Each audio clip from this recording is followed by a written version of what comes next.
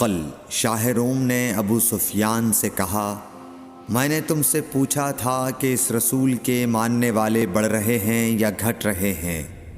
تو نے جواب میں بتلایا کہ وہ بڑھ رہے ہیں۔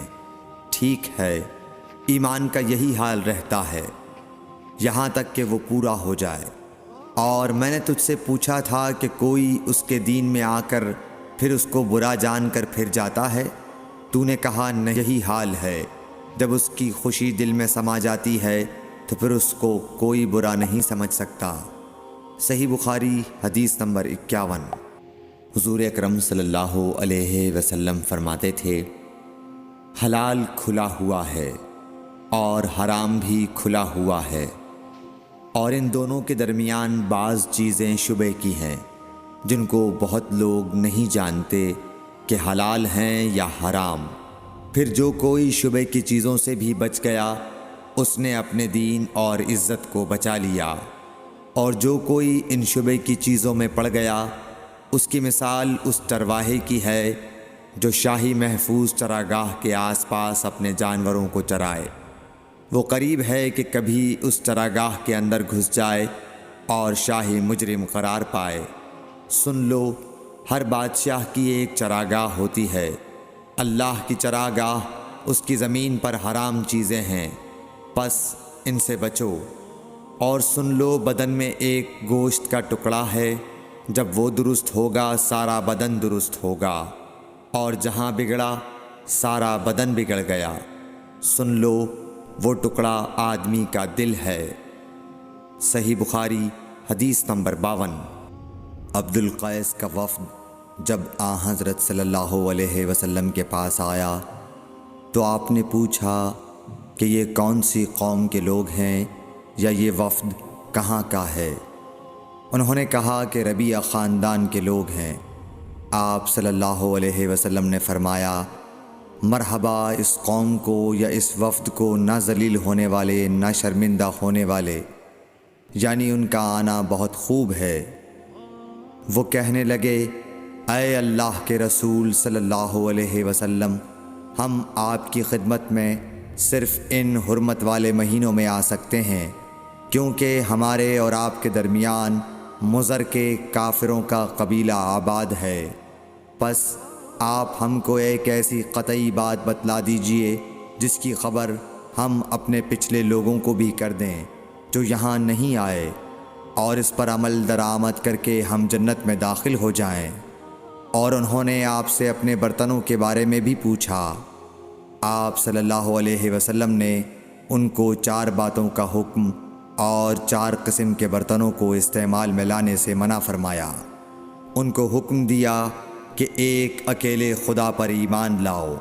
پھر آپ صلی اللہ علیہ وسلم نے پوچھا کہ جانتے ہو ایک اکیلے اللہ پر ایمان لانے کا مطلب کیا ہے؟ انہوں نے کہا کہ اللہ اور اس کے رسول ہی کو معلوم ہے۔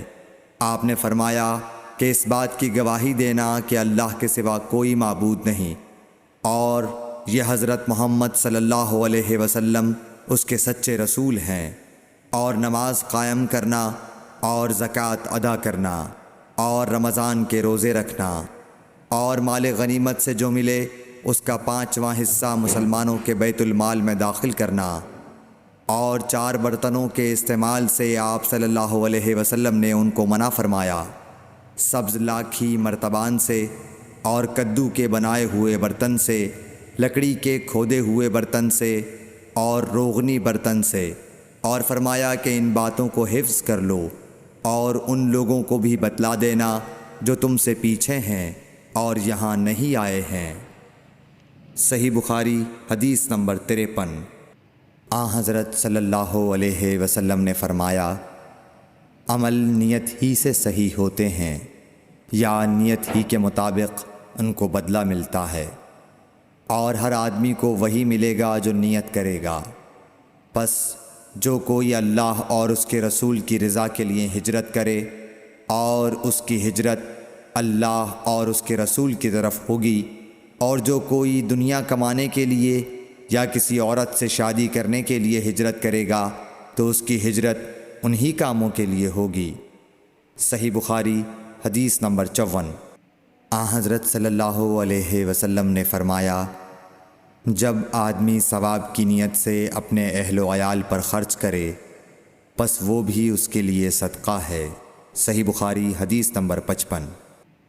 حضرت صلی اللہ علیہ وسلم نے فرمایا، بے شک تو جو کچھ خرچ کرے اور اس سے تیری نیت اللہ کی رضا حاصل کرنی ہو تو تجھ کو اس کا ثواب ملے گا، یہاں تک کہ اس پر بھی جو تو اپنی بیوی کے منہ میں ڈالے۔ صحیح بخاری حدیث نمبر 56۔ جریر بن عبداللہ رضی اللہ تعالی عنہ نے کہا کہ حضرت صلی اللہ علیہ وسلم سے میں نے نماز قائم کرنے اور زکوٰۃ ادا کرنے اور ہر مسلمان کی خیر خواہی کرنے پر بیعت کی۔ صحیح بخاری حدیث نمبر 57۔ جس دن مغیرہ بن شعبہ حاکم کوفہ کا انتقال ہوا تو جریر بن عبداللہ رضی اللہ تعالی عنہ خطبے کے لیے کھڑے ہوئے اور اللہ کی تعریف اور خوبی بیان کی اور کہا، تم کو اکیلے اللہ کا ڈر رکھنا چاہیے، اس کا کوئی شریک نہیں، اور تحمل اور اطمینان سے رہنا چاہیے اس وقت تک کہ کوئی دوسرا حاکم تمہارے اوپر آئے، اور وہ ابھی آنے والا ہے۔ پھر فرمایا کہ اپنے مرنے والے حاکم کے لیے دعائے مغفرت کرو، کیونکہ وہ مغیرہ بھی معافی کو پسند کرتا تھا۔ پھر کہا کہ اس کے بعد تم کو معلوم ہونا چاہیے کہ میں ایک دفعہ حضرت صلی اللہ علیہ وسلم کے پاس آیا اور میں نے عرض کیا کہ میں آپ سے اسلام پر بیعت کرتا ہوں۔ آپ نے مجھ سے ہر مسلمان کی خیر خواہی کے لیے شرط کی، پس میں نے اس شرط پر آپ سے بیعت کر لی۔ پس اس مسجد کے رب کی قسم کہ میں تمہارا خیر خواہ ہوں۔ پھر استغفار کیا اور ممبر سے اتر آئے۔ صحیح بخاری حدیث نمبر 58۔